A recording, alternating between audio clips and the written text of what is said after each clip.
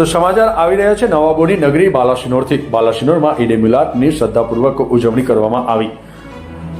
આજે ઇસ્લામ ધર્મના છેલ્લા નબી મોહમ્મદ પૈગંબર સાહેબનો જન્મદિવસ છે, જેને મુસ્લિમ સમુદાયના લોકો ઈદ મિલાદના તહેવારના નામે શ્રદ્ધાપૂર્વક ઉજવે છે, જે અંતર્ગત શહેરને લાઇટિંગ અને વિવિધ પ્રકારના ડેકોરેશનથી શણગારવામાં આવ્યું હતું। બાલાસિનોરના કલાકારો દ્વારા તિંબા મહોલ્લામાં 72 શહીદ દરગાહની આબેહૂબ ઝાંખી બનાવી હતી।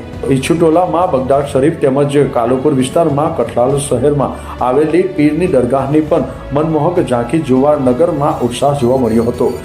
ઇસ્લામિક ધ્વજ લહેરાવી ઉપસ્થિતોએ જુલુસના સ્વરૂપના નાત શરીફના પઠન સાથે ગામના મુખ્ય માર્ગો ઉપરથી જુલુસ સ્વરૂપમાં ફરી કાલુપુર નવા પ્લોટ થઈને ગામની મુખ્ય જુમા મસ્જિદ ખાતે પહોંચ્યા હતા, જેમાં મોટી સંખ્યામાં બાળકો યુવાનો જોડાયા હતા। ત્યારબાદ ગામની જુમા મસ્જિદ અને અન્ય મસ્જિદોમાં રાખવામાં આવેલ પૈગંબર સાહેબના બાલ મુબારકના દર્શનનો સૌએ લાભ લીધો હતો। જુલુસ દરમિયાન બાલાસિનોરની દરેક કમિટીઓ તરફથી નિયાઝનું આયોજન કરવામાં આવ્યું હતું, તેમ સૌએ પ્રસાદી તરીકે દરેક ધર્મના લોકોએ પ્રસાદીનો લાભ લીધો હતો। આ કાર્યક્રમ શાંતિમય અને ભાઈચારા સાથે પૂર્ણ થાય તે માટે મહીસાગર નાયબ પોલીસ અધિક્ષક કમલેશ વસાવા સાહેબ અને બાલાસિનોર પોલીસ ઇન્સ્પેક્ટર નીનામા સાહેબ તેમજ સ્ટાફ દ્વારા સુંદર બંદોબસ્ત કરવામાં આવ્યો હતો।